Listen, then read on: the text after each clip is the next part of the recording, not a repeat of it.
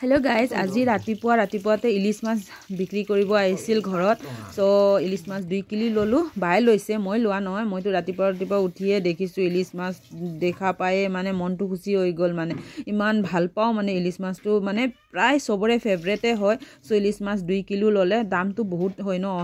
ইলিশ মাছৰ খদাই তো খাব নোৱাৰি লগত লৈছো মিৰ্গা লোকেল মিৰ্গা মাছ লৈছো আমাৰ মানে পোৱালি বিলাকৰ যেনেকৈ আমাৰ মেকুৰী বিলাকৰ কাৰণে আমি খালেতো নহব আমাৰ মেকুৰী বিলাকৰো দিব লাগিব সো মাছ ওলাই মানে ধুনিয়াকে কাটি মেলি দিছে মাছ গিটা তো বাই মানে ধুনিয়াকে ধুই মেলি হালদি আৰু নিমখ খানি লৈছে খানি লোৱাৰ পাছত বাই গেছত অলৰেডি মানে কেৰাহী উঠাই থৈ দিছিল সো কেৰাহী গৰমো হৈ গল তেল ঢালি দিছে বাই কৈছে ইলিশ মাছটো প্ৰথমতে ভাজি কৰি ল সো এটা কৰি ভাজি কৰা আৰম্ভ কৰো বুলি কৈছে আৰু মিৰ্গা মাছটো 3 কিলো মান লৈছে বাই মানে মেকুৰীৰ কাৰণে বেছি লাগি হতে একো নাখায় খালি মাছ ভাজাটোৱে খায় মানে মাছ সবজিও নাখায় আপোনালোকৰ মেকুৰীয়ে কি খায় আপোনালোক আমাক কমেন্ট কৰি জনাব প্লিজ তো ইলিশ মাছটো ভাজা আৰম্ভ কৰিলে বাইদেউ এটা চাৰিটা এটা পাঁচটা কৰি তো তাৰ বাইদেউ মানে বাই কৈ আছিল মানে আমি সৰুতে বহুত ইলিশ মাছ খাইছিলোঁ ইলিশ মাছৰ মানে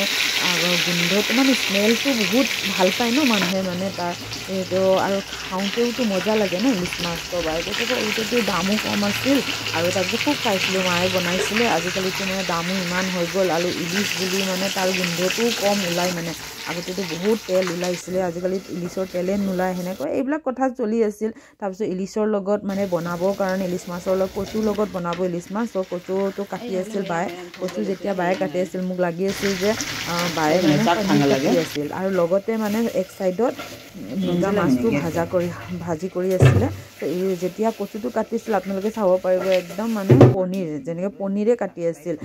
এতিয়া মানে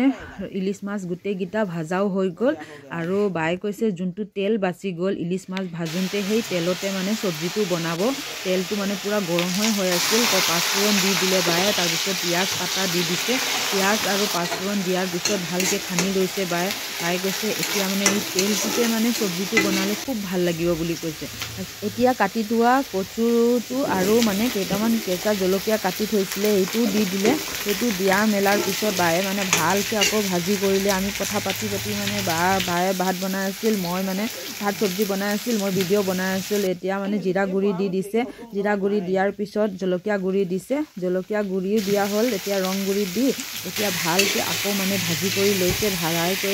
ভালকে গোটেইকেইটা ভালকে ভাজাৰ পিছতহে মানে পানী দিব লাগে আৰু নিমখো দি দিছে লগতে কথা পাতি মানে আমি কেনেকৈ ৰেডি হ'ল সবজি আমি গমেই নাপালোঁ তাৰপিছত তেল ওলোৱা আৰম্ভ কৰিলে বাই কৈছিলে এইটো চোৱা সাইডে তেল ওলোৱা আৰম্ভ হ'ল এতিয়া মানে পানী দিব লাগে পানী দিয়াৰ পিছত মানে পানীটো মানে জোখতে এবাৰতে দিলে মানে সবজিটো মানে সোৱাদ হয় তো মানে বায়ে কৈছে বেছি পানী নিদিও সবজিটো সোৱাদ হ'ব লাগিব এতিয়া ঢাকন দি থৈ দিছিল ঢাকনটো আকৌ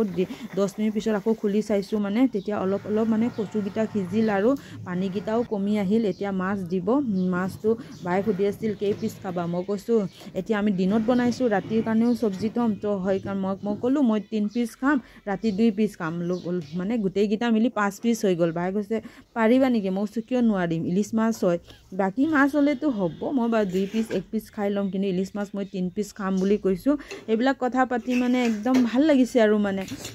বহুত দিন আমৰত ইলিশ খাম যেতিয়া আৰু মানে এতিয়া মানে মই ভিডিঅ' বনাই আছোঁ এতিয়া মানে যোনটো মই অডিঅ' দি আছোঁ ভিডিঅ'টো